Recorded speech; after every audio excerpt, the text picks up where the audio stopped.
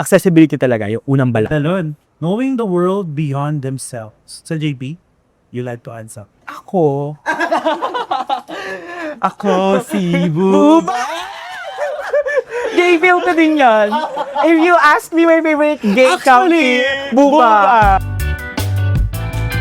Ayan, good afternoon. Hindi pa pala after. Ay, afternoon na. Good afternoon. Walang sense of time. Sabay sa unang episode, walang sense of time.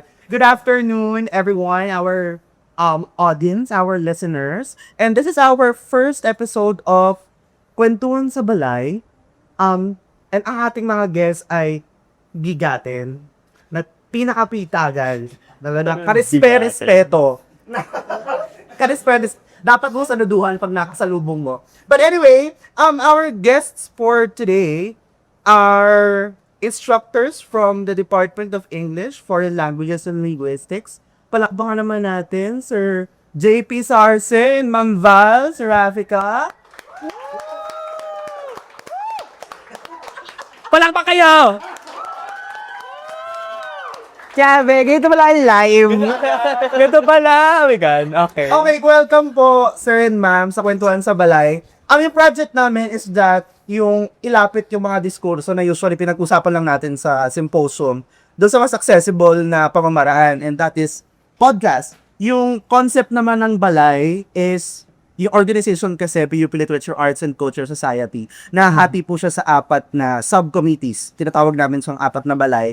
Balay Panipik, Balay Kultura, Balay Sining, and Balay Tanghal. And we are really hammering on the concept of balay, as in bahay, shelter, home.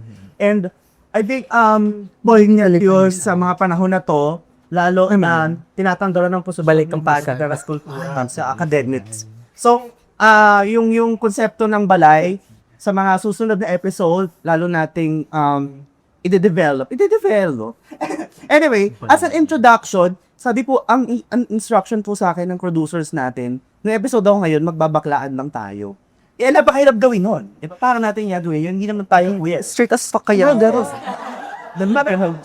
May liga tayo mamaya. Ano ba yan? Percentage misgendered na ako kagad. I'm not gay. Diba?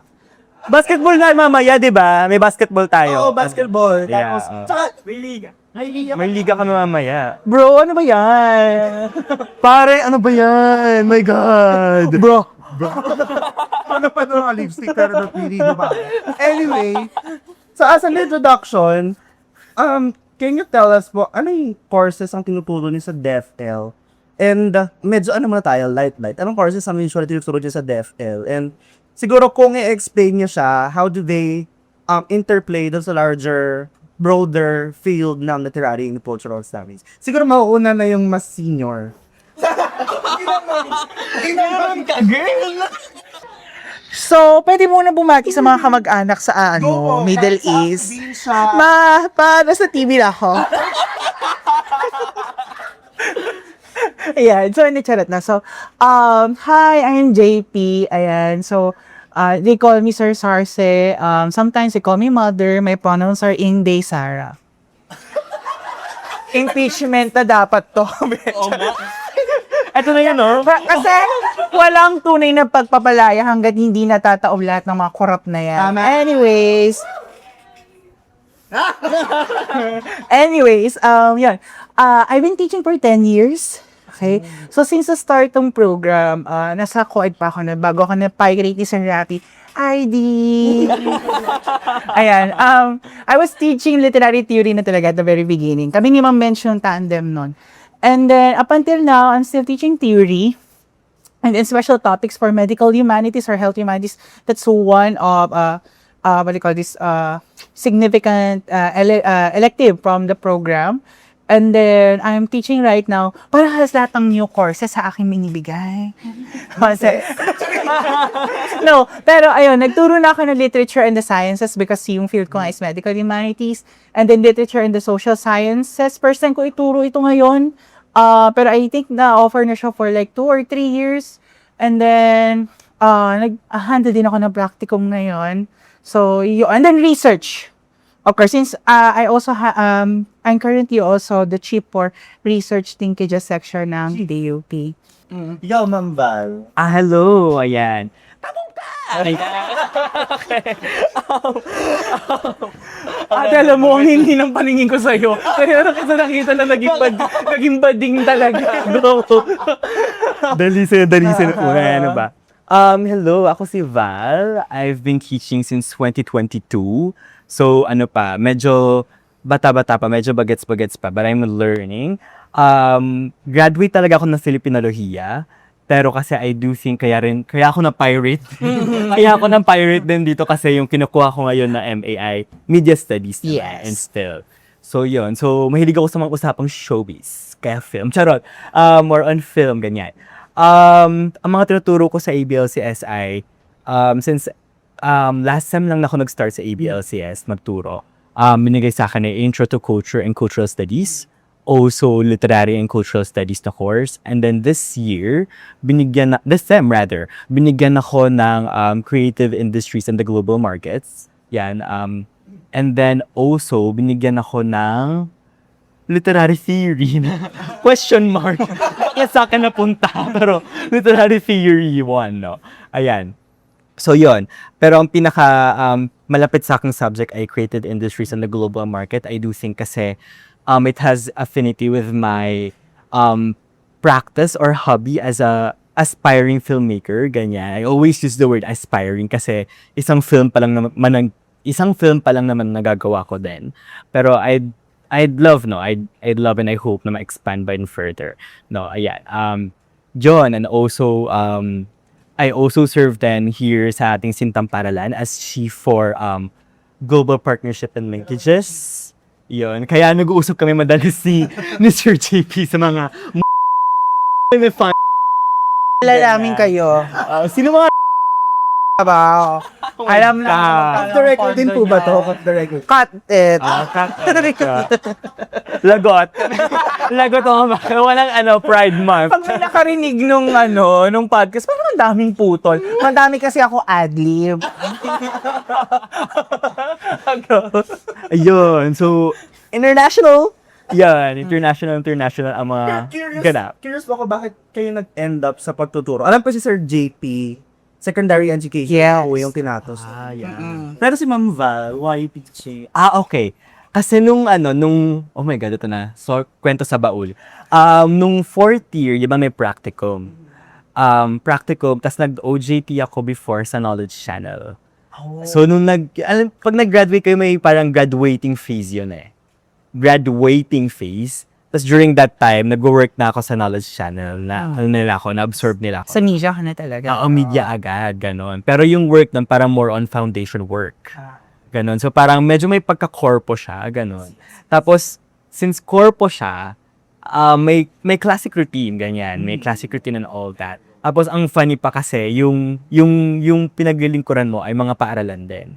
So, parang, habang nandun ako, nagtototga ako na parang, gusto ko rin magturo and all that. And then later on, saka in-offer sa akin mag-part-time sa PUP. To which parang, I think, naging deciding factor ko siya na, okay, parang mas na-enjoy ko magturo over doon sa corporate world.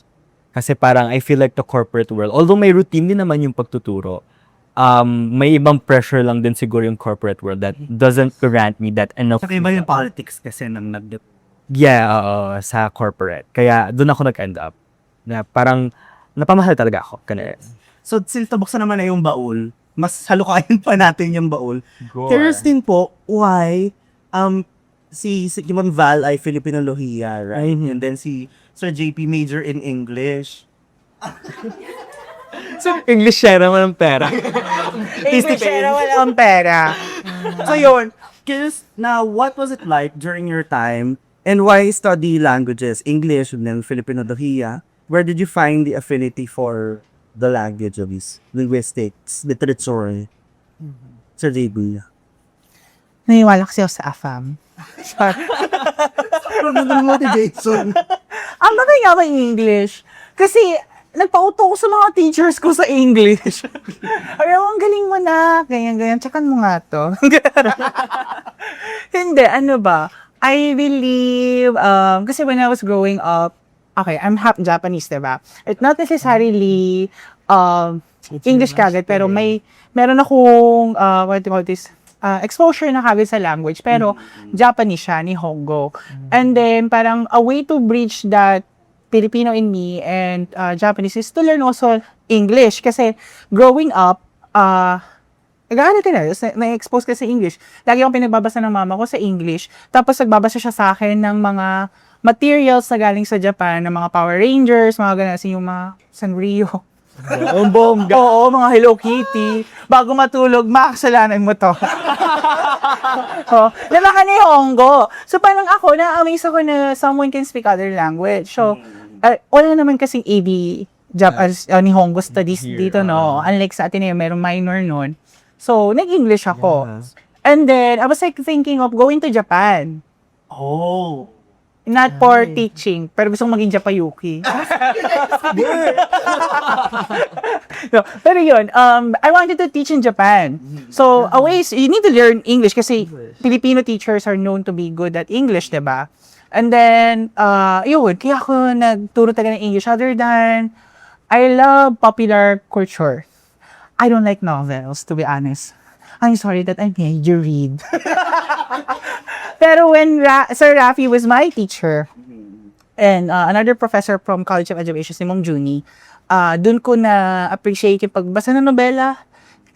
Si Sir Rafi, mas na-introduce kami sa popular culture, Percy Jackson.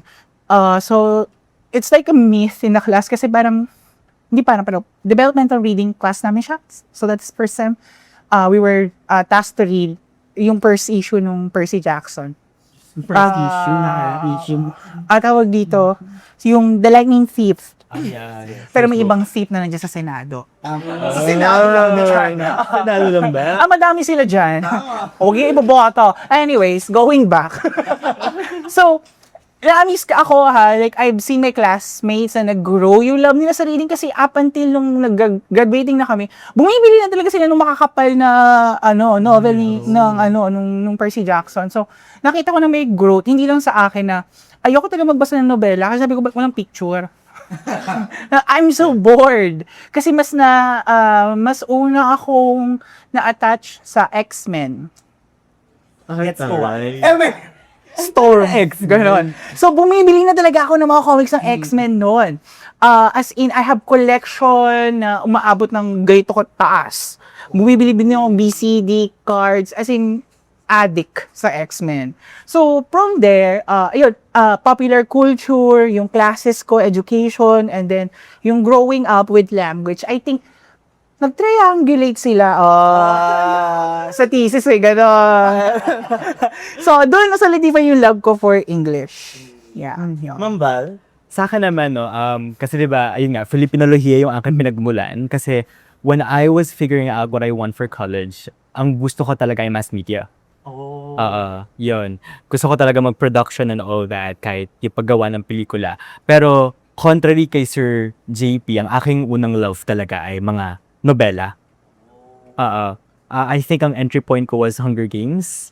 Yun naman yung aking entry point. Tas, yun, di ko na siya susundan ngayon, no? Pero yun. Pero I think yung mas nagpalalim pa nun ay yung mga works ni Ricky Lee back then. Yun. Yun. Ricky Lee yun eh. Yun. Ricky Lee, yan. Siya yung nagpalalim to which had made me, pinaturo niya sa akin mahalin yung sariling wika din and also our own literature. Yun. Kaya nung nangyari yung Pukset, ayan, ubusan ng slots, diba?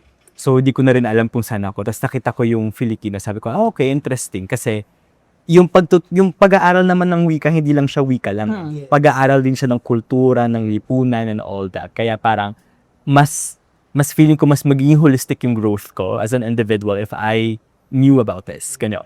So, yan yung kinuha ko na course. And then later on, sa ako lang nag-grapple na, dapat hindi hierarchical yung pagtingin natin sa wika kasi they're all languages then at the end of the day.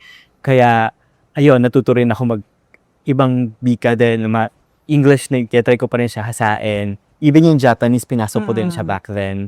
Ayan, so, yun. Siguro gusto kong sabihin ay, yun, yung pagmamahal sa wika ay hindi lang sa wika lang, but also pagmamahal sa tao, gano'n, lipunan. Yeah, kaya ako naman sa natanong, Sir JP Mangbal. Kasi I remember yung sinabi ni Eve Sedgwick, still my favorite reading from Sir JP. Sa sex no, sa queer and now, I think that for many of us, people who do queer writing and queer teaching, in childhood, the ability to attach intelligently to a few cultural objects, objects of high or popular culture or both, objects whose meanings seemed mysterious, excessive, or oblique in relation to the pods most readily available to us, became a prime resource for survival. And I think, pag nandun ka sa pag-aaral talaga ng kultura, panitika, lalo yung identidad mo ay bilang isang queer, most of your childhood, nakakahanap ka ng mga cultural objects which you may attach yourself to. Si Sir JP, Omics, tapos yung si Mambal, yung mga nobela ni Ricky Lee at iba pa. So, building off from there, how do you think, sir, yung konsepto ng baklaan saka ng konsepto ng queer, paano natin siya bibigyan ng pakahulugan mula dun sa iba't iba nating konteksto at iba nating positionality from when you were still young and then now that you are a teacher, paano natin bigyan ng pakahulugan yung pag-iilasang queer or pagtuturo, pagsusulat patungkol sa queer? Kaya na, parang dissertation naman ang tanong nyo. Sinabing sir, so sa'yo, hindi akin. Kaya nga eh. Sinabi sa sa'yo, sorry, ako sir, siya ma. Ayusin mo. Right, ma? So ako lang. Mamaya, Targeted yung tanong mo, be. Paano natin bibigyan ng kahulugan? Paano din kaya sasagutin ni Eve Sedgwick yung ganong tanong, no? Kasi, paulit-ulit ka nababasa kay Eve Sedgwick mula dun sa Whether in Proust, just sa Queer and Now, even doon sa libro niya ng Touching Feeling na ang notion niya ng queer ay non-assimilationist and assimilationist. Parte at hindi ka parte nito. Pero nung nag-talk si Eve Sedgwick at in-invite siya sa Kyoto or Tokyo tungkol sa queer theory, nag-emphasize kasi si Eve doon na mahalaga na ma-define nyo kung ano yung queer o yung kabaklaan batay sa inyong konteksto. Right. No? So yung tanong ay akma, pero kung ako ay tatanungin, ano nga ba ang isang pagbabakla? Pwede natin siyang talakayin ng historical at scholarly. Nandiyan yung mga gawa nila Janie Garcia, nila Alegre, ni Jaya Jacobo. Si Jaya Jacobo ay... Stop it. Si Jaya Jacobo ay mas indigenous ang dating kasi babalik siya sa asog, sa idea ng asog. Si Alegre ay historical kasi bumabalik sa babaylan. Si Janie Garcia ay babalik doon sa postkolonyal, sa Silahi, sa Bading, sa Bakla. Siguro kung tatanungin ng isang Pilipino, ano ang kabadingan o kabaklaan para sa atin, ang sasabihin ko ay tingnan natin yung ating wika. Kasi ang wika natin ay inklusibo. So, yung idea na, bakit ko sinabi inklusibo? Contestable din kasi siya. Inklusibo siya kasi hindi niya ina-identify specifically yung bakla at hindi. May pros at cons yun. No, na okay, pwede natin sabihin na kasama na sila nun. Pero maaaring hindi din. Kasi hindi nga siya nag-grapple noong mismong konsepto. At ang ibig sabihin ko doon ay nagre-resulta yung karaniwan doon din sa tolerant attitude ng mga Pilipino sa mga bading. Kasi sasabihin nila, hindi tanggap naman kayo eh. Tingnan nyo nga yung wika natin ganito. May point yon, pero meron din siyang negative point, which is hindi nabibigyan ng klarong imahe din yung bading dahil nga nandoon lang tayo sa tanggap naman kayo. So, kung tatanungin ako bilang isang Pilipino, predominantly tayo ay may attitude na tolerance sa kabadingan. Ina-acknowledge natin sila pero hindi pa rin sila fully na-imagine na parte at subject na may karapatan at buo ang imahe sa lipunan. Alam nating nandyan sila pero hindi sila nag-grapple ng maigi. No? So, ganun ko siguro siya i-define. No? Ako naniniwala, bakit siya ganun? Kung tatanungin ako, naniniwala kung ganun siya kasi kung babalikan natin ng kasaysayan, ang pinaka may queer leniency na sa historical trope ay yung mga babaylan. Diba? Pero ang mga babaylan ay appropriated sa Christianity or Catholic religion. No? So, nandyan sila, pero wala din sila. So, yun ay parang hindi ko alam kung ito yung masabing historical trauma or conscious development, historical conscious development. Pero yun yung nananalaytay at nanatiling hanggang ngayon ay ganon. Kaya andyan sila pero wala sila. Saka I think, bakit mahirap para sa mga Pilipino ay grapple ng pagbuo yung idea ng queer is, kung babalikan din yung sinabi ni Eve Sedgwick na queer is an open mesh of Possibilities, yes. na napakadami pwedeng identidad, napakadaming pwedeng pakahulugan attached doon sa queer. And I think this is question na for Ma'am Val, na why do you think, ma'am, na parang yung marami sa mga Pilipino or even sadly, even sa mga academics na sa academe, hirap sila i-grapple yung idea, hirap sila i-grasp yung idea na queer ay hindi mo pwedeng bigyan ng boundaries. Kasi parang some still endeavor to put boundaries. Ano ba yung gender? Ano ba yung identity? Na ito lang siya. So bakit mahirap for most of the Filipinos and even yung kung tatawagin nating mga aral sa panitikan, sa kultura, sa sociology, bakit hirap silang i-grapple yung idea ng queer as, you know, multiplicity, na plural? What she said. No. I do think, no, it has something to do with how order was established to us. Diba? I do think kasi na, well, ako kasi I'm coming from a place of we are still grappling on doon sa epekto ng kolonyalismo. Kaya ganun yung pagtingin din natin sa kasarian. We've been taught to ganito ang pagtingin sa lalaki, ganito ang pagtingin sa babae. So I do think that has something to do that up until now, we're still reaping it. Diba? For example, yung sa babaylan nga, diba?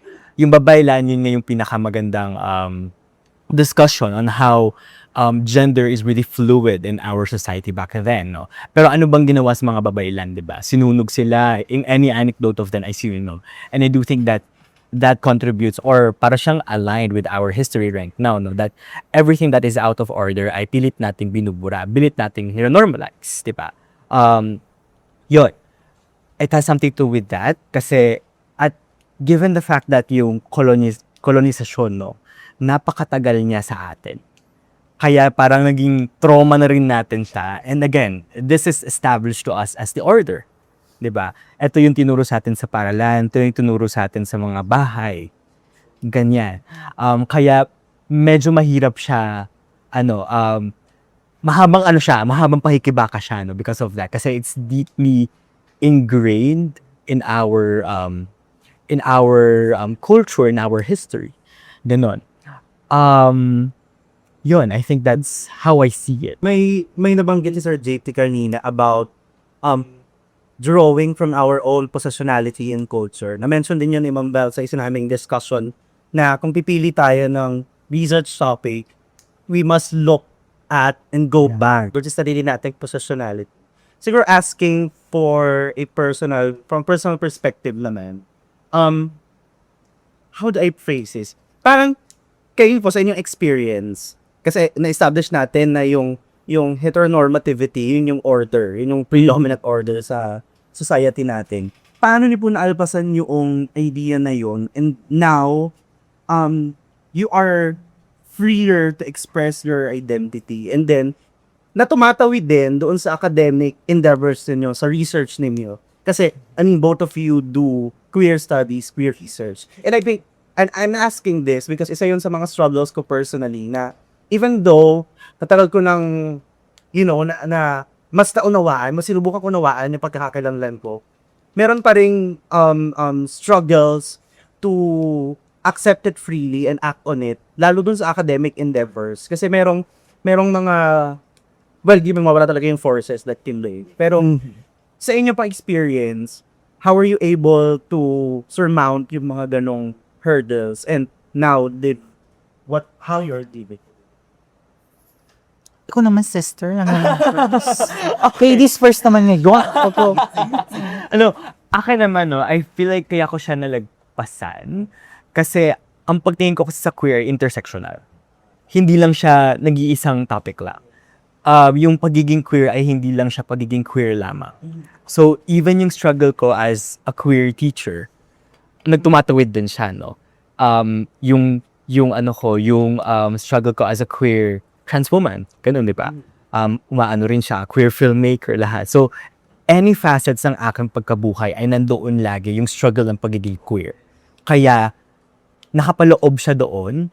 I wouldn't want to say that it's a lifestyle, but rather, ano siya, kabilang siya lagi sa mga binabaka ko, no? Dahil ito yung aking pagkakalanlan. Ito yung aking identidad, no? Kaya hindi ko rin siya, kaya mahalaga sa akin, no? Yun nga yung lagi ko sinasabi sa inyo, mahalaga lagi yung positionality nyo kapag kayo ay nagsusulat. Kasi ito yung mag-fuel sa inyo kung bakit kayo nagsusulat din.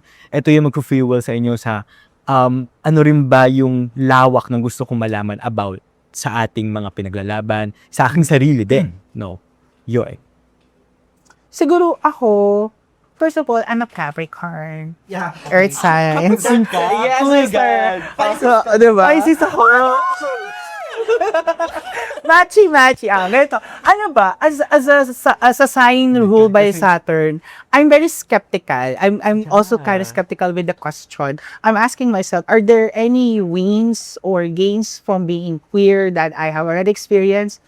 Maybe there are small wins, but I think the small wins are easy to be appropriated within the system of na kinakalaban din natin, which is heteropatriarchal na sistema. I was thinking na, nga, no, may naisusulat ako, may nagagawa ko, pero nasaan na sila ngayon? Maliit na bagay, pagkakabasa doon.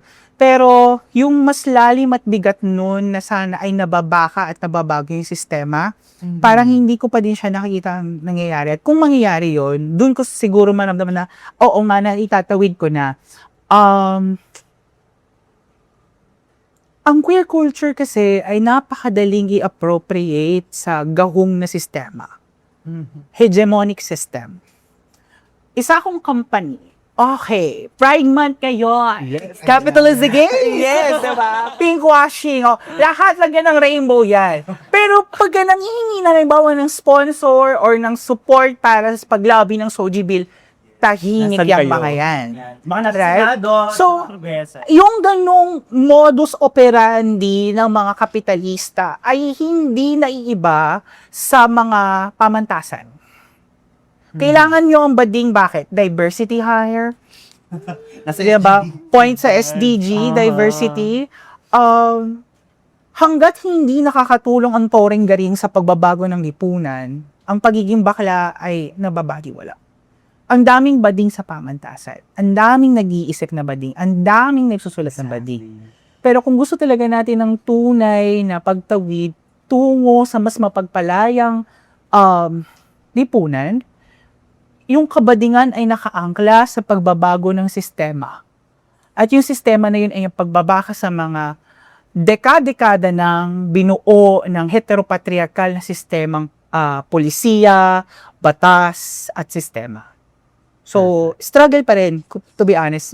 We only have small wins. We are trying our best. Visibility, sabi nila, visibility is good as nothing. But we can do better than visibility. Ako, I think, yun yung akin. Right. Hindi ko pa siya naitatawid. May mas gusto pa makitang patunguhan ng scholarship na yon. Bilang isang produkto ng pamantasang pangbayan, katulad ng PUP, sa tingin ko parati yung sinusulat ay para sa bayad. At hanggat hindi ito nakakalubog pa doon, hindi ko pa talaga nagagawa yung dapat ko. Yeah, tapos to add lang to that, no, kasi not only we're teaching in the university, but we're also public servants. 'Di ba? Kasi nga meron kaming mga designation here, 'di ba? And I think gusto ko rin i-bring up din kung gusto kong suhayan yung sinabi ni Sir JP na kung gaano ka institutionalize yung violence against that. I mean, siguro I'm coming from my experience as dalawa lang kaming trans woman faculty here sa buong PU. Sa buong PU. Yeah, so parang si Rio from Department of History. Hello, Rio. Ayan. Baka puso Yun. na natin matcha pirata. So parang Tinanggalan mo pa ng teacher yun. dagdag tayo, no? Inipon lahat. lahat ng bading, lagay nyo dito. Ang aming college month ay June.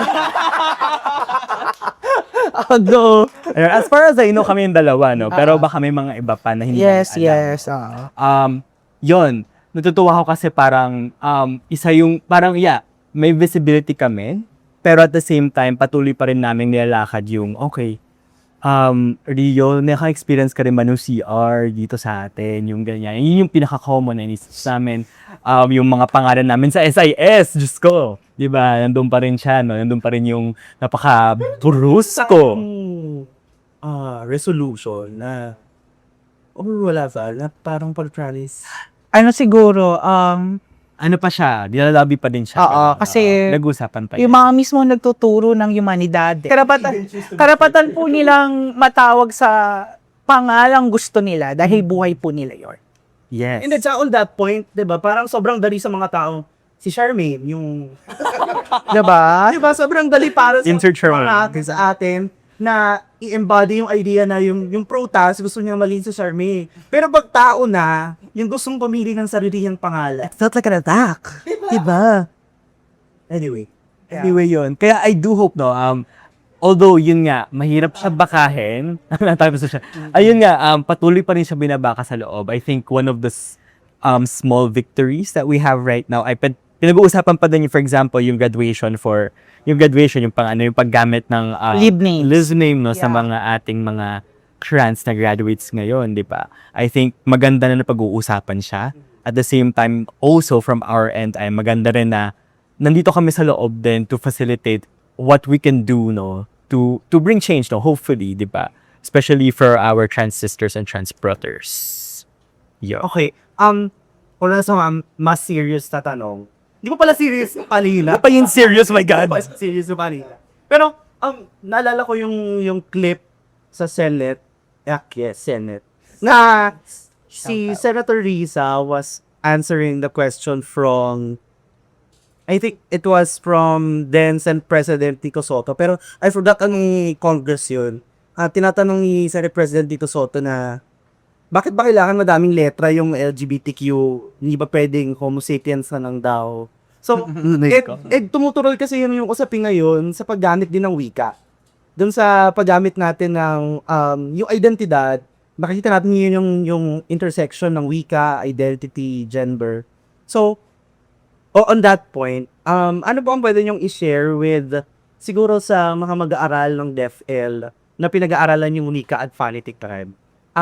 Paano kaya sila, kung hindi man sila mismo queer, makatutulong doon sa, paano ba, sa at least alleviate yung ibang struggles ng queer people sa ating society. Tignan niyo na yan. Sabi nga ng isang matandang bading, tama na ka bakla? Mga baklang hamburger. What's the question again? Translator. Ano nga ulit? Translator. Hindi, yung parang yung tayo po na nag-aaral ng wika, panitikan, kasi may intersection yung wika, yung identity, gender, and nakikita natin yun dun sa mga diskurso patungkol sa pagpapasa ng mga batas. Kaya yan yung sitwasyon na yun.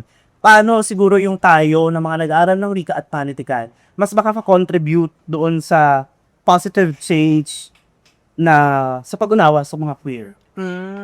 Keep the discourse alive. Yun talaga, wag niyong patayin yung diskurso.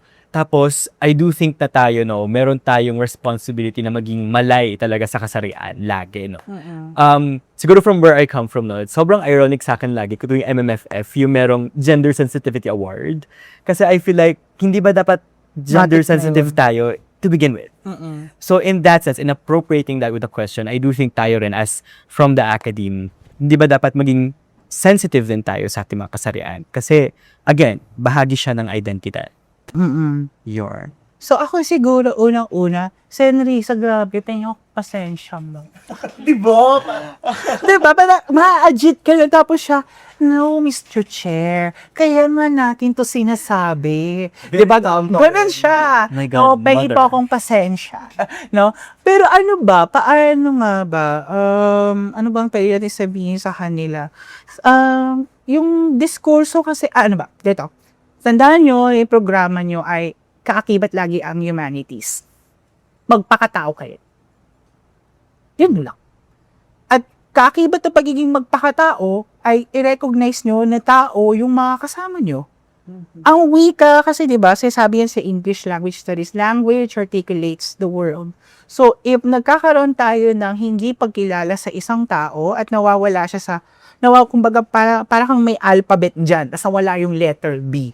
Tapos lagi mo na nilalaktawan yung letter B, kahit alam mo na nasa baba lang naman yung letter B. By erasure Diba? talaga. Oo, diba? So, iangat mo siya doon, ibalik mo siya doon. So, kailangan na i-acknowledge natin. Kahit i-acknowledge mo lang yung visibility nila. Hindi mo naman kailangan i-antagonize sila or maging super supportive ka sa sila. So, sabihin mo lang sila yun, tao sila. Exactly. Hindi ko din alam bakit napakahirap magpakatao ng isang tao. Wow. Okay, siguro para sa audience natin, ang topic that we are trying to discuss is the intersection of identity, culture, gender, and film. So, kaya tung tayo sa film, no? Showbiz!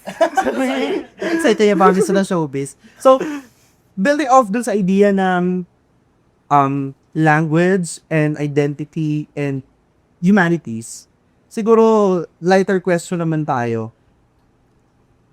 Babalik pa rin dun sa ideya ng pagpili ng mga cultural objects. So, ano po yung masasabi nyo na paborito nyong pelikula or mas specific, paborito nyong queer na pelikula kung meron man, at paano naka-influence at resonate ito sa inyong pagturo sa inyong buhay? Naisip ka na ba? Ako, Barbie in the Swan Lake. Barbie in the Swan Lake, ha? Ba siya ba yun? Pinapalabas? Yata. Di ko alam. Basta naalala ko nung bata ako, magdadala kami ng Johnson baby powder or cologne para makanood kami ng libre ng gano'n. Pero ako, I don't necessarily think it's queer, pero it's popular culture. V for Vendetta. Hindi ko alam kung yung class niya pinanood ko nun. Napaka-striking na sa akin. Kasi, di ba, the film was set in fascist regime na interlace yung religion sa government. So, lahat ng bading, lesbiana, pinipurge sila. Tapos, pag nahuli sila, ilalagay sila sa isang concentrated camp na ginagawang experimental yung body nila. Hindi ko makakalimutan yung letter doon. Ang pangalan letter is Letter to Valerie. Nung dalawang lesbiana. So, kinuwento ni Valerie doon yung happy moments nila ng partner niya prior sila mahuli ng government.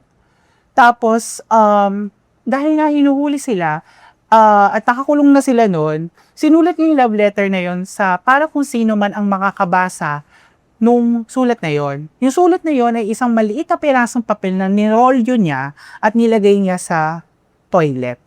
Kasi pag nahuli siya, nagsusulat siya, papatayin siya. Which I believe eventually, ganun din yung naging result ng buhay niya. Yung A Letter to Valerie. A Letter from Valerie. Tapos, pinakita dun yung flashback nung simulan estudyante siya, paano niya nagustuhan yung kamay ng classmate niyang babae, na parang it signifies so much femininity. Tapos, naging sila na. Tapos, pinalayo siya kasi nga lesbiana siya. Tapos, naging actress siya. Tapos, yung film na yun ay lesbian film. So, ang happy-happy niya kasi parang, you're gaining all this agency. Until the shift of power happened, they were put into concentration camp. Tapos, kinakalbo siya. Tapos, pinag-experimentohan sila. Tapos, ang sinabi niya doon ay, hindi ko na mataaling verbally, pero, kung sino ka man, at nababasa mo to, tandaan mo, mahal kita. It's not necessarily romantic love, but it's a love that comes from being human. Na na-validate yung existence niya kasi binasa mo yung kwento niya na kahit namatay siya at na-oppress siya, pero dahil may nagbabasa sa kanya, may nakakita sa kanya, alam niya kahit pa paanong nabuhay siya. So, I think I watched that when I was either in college or in high school, and I cannot forget that. And ever since na nag-literature ako, tapos nagtuturo na ako, nakikita ko yung value noong specific scene na yon dun sa V for Vendetta. So, yun yung sa akin, not necessarily queer film, but a film with a queer element that really struck me na, shit! Ang hirap maging bading. Akala niya masaya. Alam mo, kapag pinipili, ito na si Tali. Kaya kami puro patawa kasi we're struggling, te. are struggling so much. No? So, yun yung sa akin. Other than that, siguro next to that is, ang favorite ko na is Hold the Man. HIV and AIDS. Oh. They both died eventually having the same viruses. Ganun ulit, like before the epidemic, tapos makita mo yung mga bading na, exploring into the darkness kasi nga you're not accepted into the light, so you go to the dark. Diba? Yun. And then the Dangerous Habit, yun. Until eventually they both died having infected. Sa akin, top of the mind, kasi yun yung isip po una, I really love yung mga queer films ni JT Trinidad. Ni naman. JT Trinidad. Okay. Yeah, si JT Trinidad, friend of the pod. Friend of the pod. Friend of the pod, yeah. Si JT, hindi ko alam if I'm speaking from a place of, well, nawala naman ako naging fan bago naging kaibigan ni JT, pero yung films niya, like for example, The River That Never Ends, and then yung Honey, My Love So Sweet, which is very recent. I think kaya ko siya nagustuhan kasi it comes from a place of home. It comes from a place of locality as well. For example, yung River That Never Ends, it spoke to me as a PUP yan. Kasi ang setting niya ay sa isang tenement. Tapos kitang-kita yung Ilog Pasig. So parang, nung kinakausap ko si JT, was that intentional? Sabi niya yes, kasi parang yun yung isa sa mga pinagbumulan niyang experience din. Tapos din siya, hindi lang siya simpleng kwento lang ng queer, but also queer with struggles din sa paano yung pagiging queer na maralitang lungsod, ganyan. Paano yung queer on grappling with the suburbans, ganyan. So parang ganon. Tapos yung Honey, My Love So Sweet naman, para siyang pagdadalaga ni Maximo Oliveros. Isa pa yun na maganda ring queer film, no? Pero siguro kaya ako may close affinity there kasi it also speaks a lot on spaces, diba? Especially yung spaces, I do think that is a very sensitive topic for us, no, as queer individuals, kasi yung mga spaces sometimes we create our own spaces, and then sometimes spaces also restricts us. So in that sense, how are you going to intersect spaces and queer, and also coming from a lens ng isang bata? Kasi I do think that, especially me, coming from a place of transfood, no, sobrang bihira ko makita ng mga kwento ng mga trans on how do they become trans, di ba? Di ba? Kasi people would say na, decision mo maging trans and all that. I mean, pero hindi siya decision, ganyan. Hindi siya ganun kasimple lang, no? Ganon. Kaya sobrang natutuwa ako pag may nakita ko mga ganung kwento. Even Mamu and a Mother Too. Kaya I really love that film as well by Rodina Singh. Yun, kaya... Friend of the pod. Hi, Friend of the pod din. Hello, Rodina. Ayun, yeah, si Direk Rodina. Yun lang yung akin. So siguro kung based on those experiences, kung pag-uusapan naman natin yung issue ng censorship pagdating sa ano ba yung pwedeng ipalabas na film sa masa. And then hindi naman siguro secret na may mga queer films talaga na hindi hinahayaang makalabas sa mainstream. So, what do you think? Well, alam naman natin na hindi respectful yung ganong hindi lang doon sa kwento ng queer, hindi respectful sa artistic endeavor itself. So, and we are talking about film and generally yung iba cultural productions, because at the end of the day, sa sining pa rin kasi babalik yung usapin kung paanong yung sining nabibigyan natin siya ng, or nagagawa natin siyang way to express, and not just to express but to convey messages, and sometimes subvert predominant narratives. So ang susunod na tanong natin is that paano natin pwedeng gamitin yung mga kwento, artworks, films, indie man siya or commercial or mainstream, para may nabago dun sa predominant na pananaw ng mga tao patungkol sa identity and gender.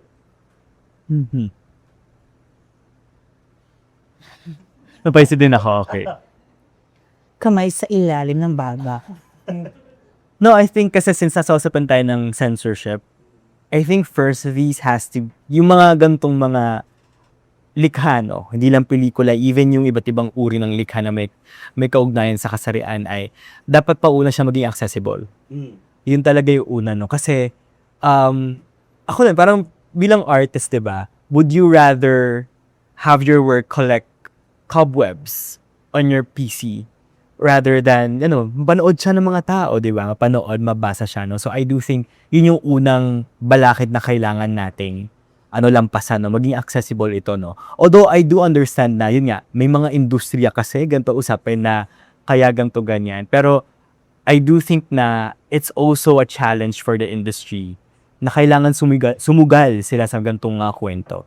Kasi yung mga gantong kwento ay realidad siya, bahagi siya ng naratibo, bahagi siya ng kasaysayan natin bilang mga Pilipino. No? At hindi lang siya, while we can discuss on how meron tayong mga specific audiences and like that, no, I do think that the general audiences would appreciate knowing the world beyond themselves, diba? And when our stories are brought up to light, no, I feel like that would spark discourses, that would spark discussions, no, na mahalaga, no, para panatili yung gantong kasing usapin, no. Kayon, accessibility talaga yung unang bala. Talon, knowing the world beyond themselves. Sa JB, you like to answer. Ako si Buba. Gay filter din yan. If you ask me my favorite gay country, Buba. Bago makahansa si Ai, Buba, Ai, Eugene. Oh my God, year 2000 scam classic. Mother. Ayan. Ako yung agree with Sister Vals. What she said. Quote and unquote. Okay. Pero siguro, gusto ko din tingnan yung punto ng isang ahensya tulad ng pinamamahalan ni Miss Lala Saraw. Your dad is doing his best so far, so kudos pa sa Ikaw din. So, pakinig sa akin galing yun. So, yun. What do you call this? Rather than censorship, I think what should be highlight is appropriateness or age appropriateness. Yeah. Oo. So, syempre, hindi din natin basta-basta pwedeng gano'n na lang yan. Kasi may mga bata. At mga bata ngayon, 3 years old, Diyos ko, 'di ba? Mga magulang, be responsible naman. 'Di ba? So, I think, yung accessibility, I'm good with that. Pero sana ma-realize ng parents yung responsibility nila sa pag-i-introduce at paghahaya sa mga bata na gumamit ng mga materials tulad nito. I'm not saying na hindi dapat makita ng bata ang bakla kasi right? Should I say it pa? No? Andiyan na yan eh. Nasa existence na nila yan eh. 'Di ba? Parte na tayo, ang mga bading lesbian ay parte na ng buhay nila. Maging guru man nila yan, maging doktor man nila yan sa school, maging jeepney driver man nila yan, maging tricycle, driver man nila yan papuntang school. Nandyan na yung mga yan. Okay? Hindi nila kayang i-censor yan. Ang kailangan lang natin ay isang council para doon sa agency na yon na klaro ang pinanggagalingan at kayang i-let go yung biases nila para mas makapagbigay ng mas maayos na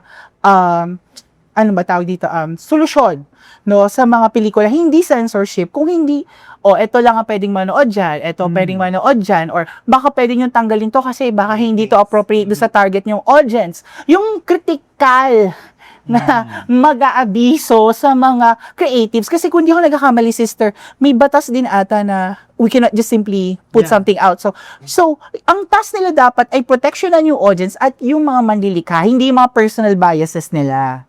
So, I think yun dapat yung nagiging task nila at doon dapat maging klaro yung kung anong gagawin nila rather than nagiging enemy of the creatives. No, mahalaga yung accessibility, mahalaga din yung task kasi sayang yung tax ko, be.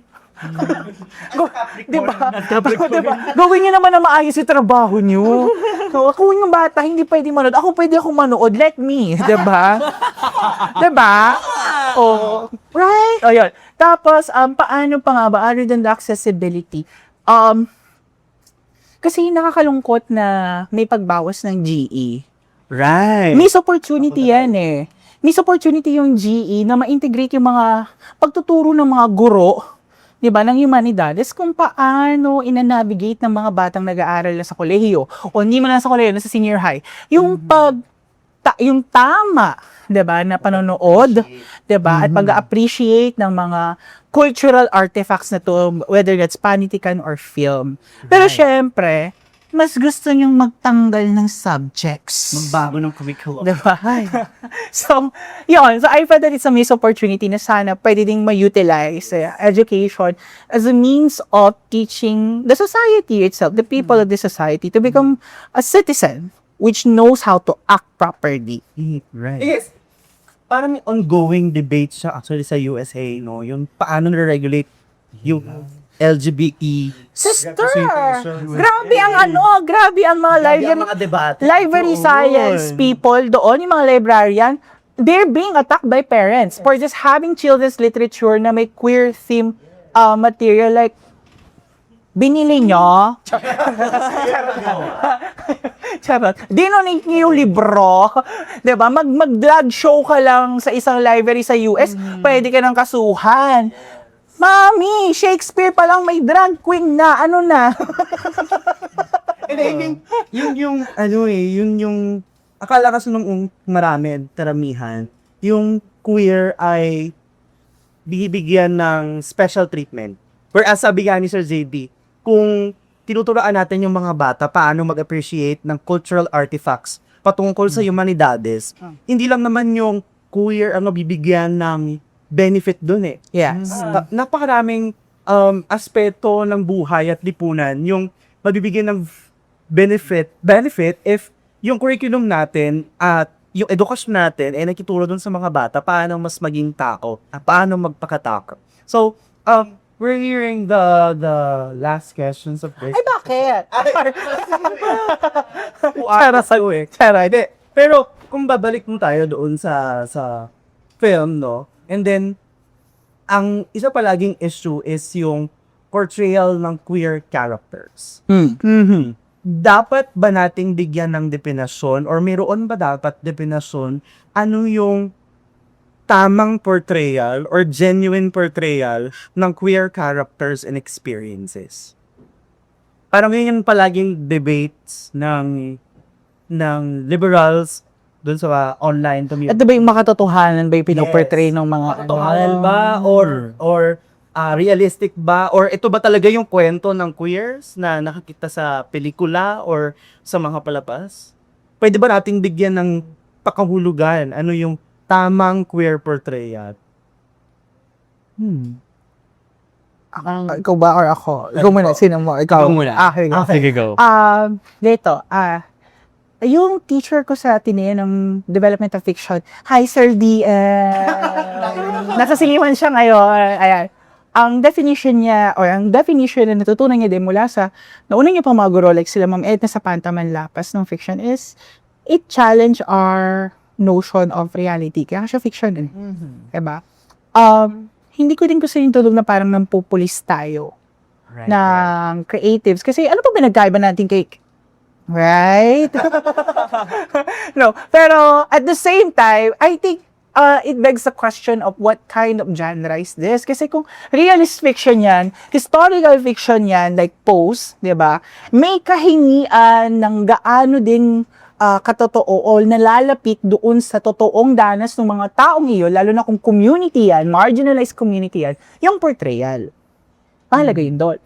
No? Pero halimbawa kung sex education niya, naalala ko may isang character doon, I forgot her name, ang description niya yung pagiging queer ay alien. Hi, Miss Jade So, di ba? Yung gano'n. So, kailangan natin makita yung specific or specificities ng mga ito bago natin mahatulan bilang manonood o kritiko kung ito ba ay nararapat na uri ng representasyon at bakit ba natin dapat itawag na representasyon yun, no? Or may mali sa representasyon na ito. So, siguro sa akin, ano yung kahingian din ng genre na iniinugan ng buhay ng karakter na nire-represent ng pelikulang iyon para makapagpataw tayo ng maayos at masinsing 'Diba? Masinsi na kritika doon sa isang likhang iyon.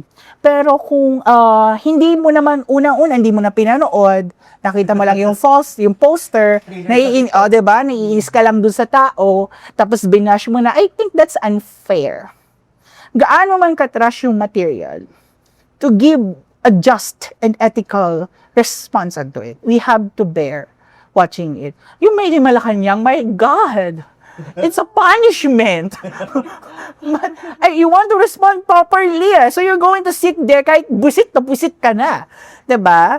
And para siyang Trojan horse, pasukin mo, tapos from there, distungkahin mo.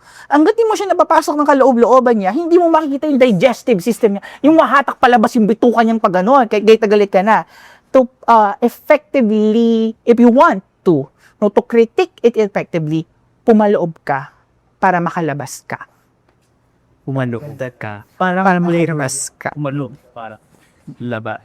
Labas. Labas. Okay. Sa akin naman, no, it didn't sit well with me gamitin yung word na tamang. Kasi I feel like pag ginamit natin yung tama, it would be an antithesis o yung Ibigyan na natin ng boundary kung ano yung tama. May tama bang bading? To begin with, di ba? Yung guding. Guding. Ang tama maling ay guding. Bading kami. Wala na sinabi namin. Mali! So yun, kasi pag nilagay mo sa ganon, then we're in the same cycle again, di ba? Pinupulis mo yung, okay, kung ganito ang dapat na itsura ng bading, paano yung mga bading hindi ganon, di ba? Let's say, for example, yung usapin ng, paano yung mga bading, ang standard natin ng bading mo, boyabunda, ganyan. Paano yung mga bading na tulad ni Sasa Girl, di ba? Yung mga baklang kanal, di ba? Do we position them as, indifferent and all that? I don't think so, kasi at the end of the day, bading pa din sila. Bakla pa din, di ba? So, I really don't like the word yung tama or ganon. mali. Although gets ko yung gravity, yung genuinity. Ganon. Kasi yun yung mahalaga naman talaga, no, na yung mga ka natin, no, ay genuine talaga siya, no, nagbumula, no, na it comes from a place of love. Kaya tayo may ganitong construction, di ba? Kasi di ba, at the end of the day, itong mga portrayals na to, these are all constructions. Yes. Hindi sila simpleng representasyon lang. May mga taong nag-intervene dito para lumikha ng gantong klaseng imahe. At yun yung gusto ko when we use construction instead of representation. Kasi in there, meron tayong taong ina-account for that. Diba? Hindi tayo passive lang tanggap ng representasyon. Alam natin nilikha ang mga ito. Kaya, yun, maging malay din tayo sa sino ba naglilikha. Yes. Yun, at dun tayo magsimula, no? Kung ano nga ba yung genuinity. Ano yung portrayal na gusto natin. Okay. So, intersection noong usapin ng accessibility and now Di pa tapos? accessibility, portrayal. Hindi. Doon sa I remember yung isang episode ng Ang Walang Welcome podcast. Hi, Director Net.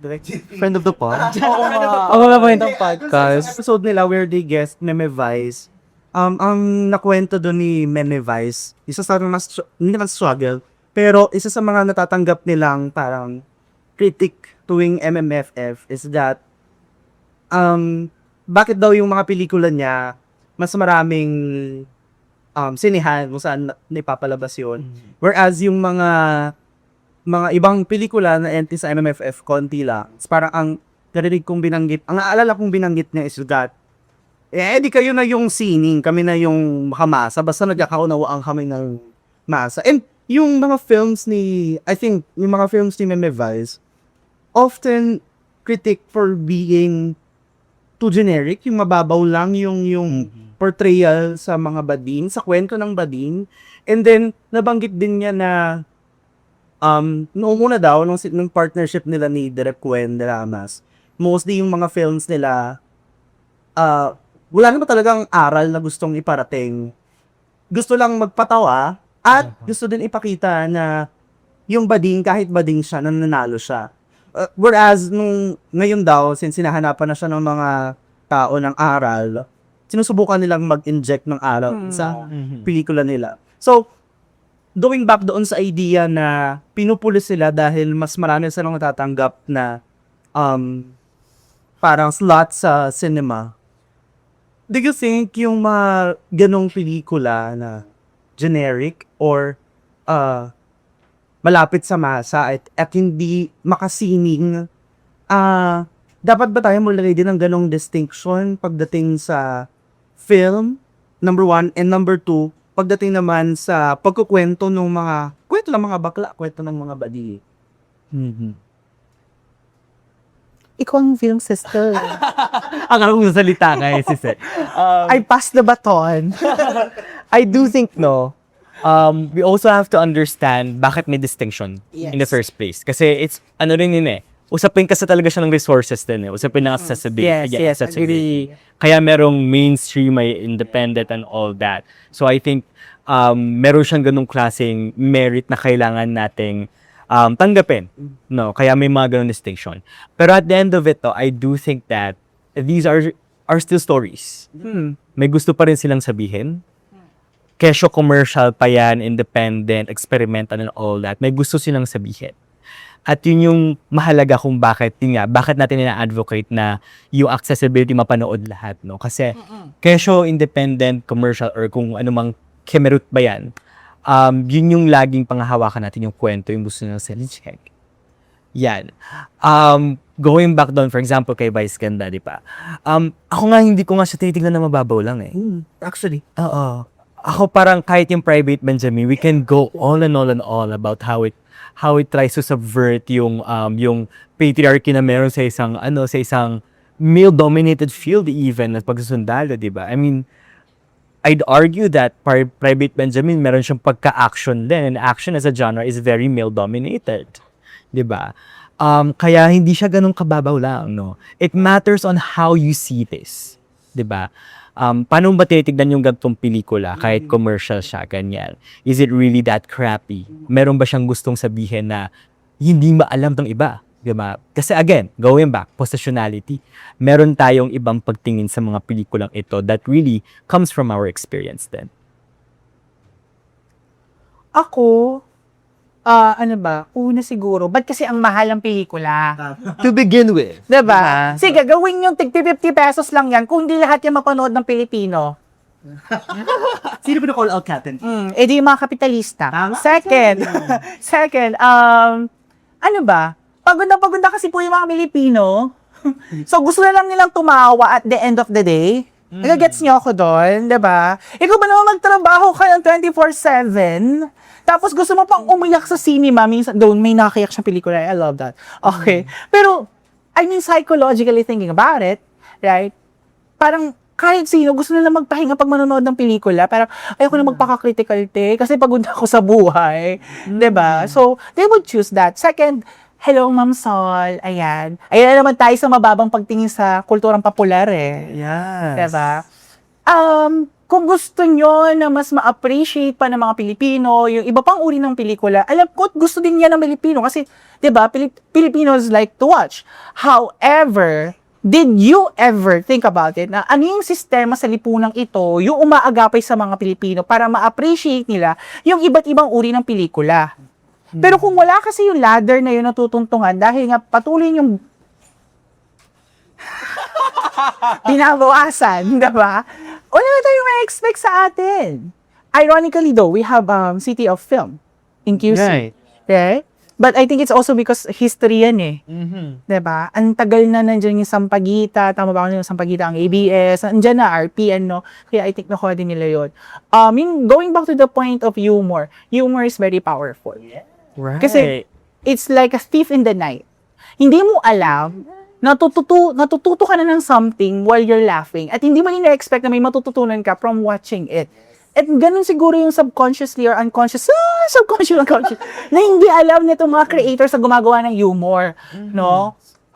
Totoo din yun. At some certain period, ito kasi problema natin pagdating sa archives of archetype. Wow!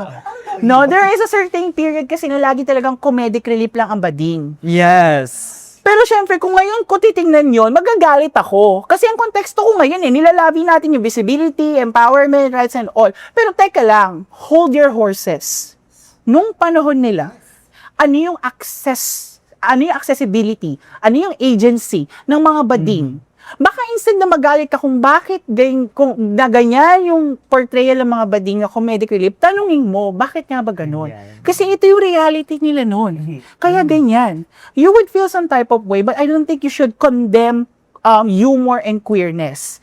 Rather, use that history and use that at the current time to make it more effective. Lalo na kung ang target mo ay yung masa. Yung sasabi ni Vice, yung masa. No? And that's why mas popular si Vice Ganda. As compared do sa ilang opposition na tumakbo sa election. At that's the reason why takot din ang ilang mga politiko kay Vice Ganda. Because she can rein in people. So, there is power in popular literature. It just so happened that we need to make this popular literature or culture or arts be more critical or at least put a little bit criticality on it. So, hindi nagiging passive yung mga viewers.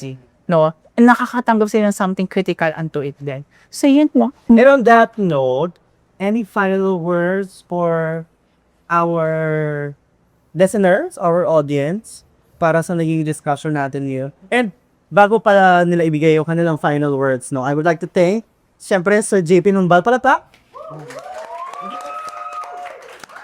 Okay, para sa mag-share nila ng kanilang tayong expertise and very appropriate because it's the Pride Month, no? Patuloy natin pagdiwang ang mga baklaan, kabaklaan at ang sining na makabakla. Mabuhay kayo mga mahal. Yan. Any final words, ma'am, sir? Ma'am, sir. Ma'am, sir. Ano, ma'am? Happy Pride! Happy Pride sa lahat! Ayan. Bumoto ng tama. Bakla makibaka ka. Tama. Tama! Sabi nga ni Horacio Bartolome sa gera niyang short story, bakla may gera sa labas ng parlor mo. Lumaban ka. Diba? Abante babae, abante bading! Abante bading. Ayan. And that note, that ends our episode 1. Yung susunod po, sana mapandayan yung energy namin.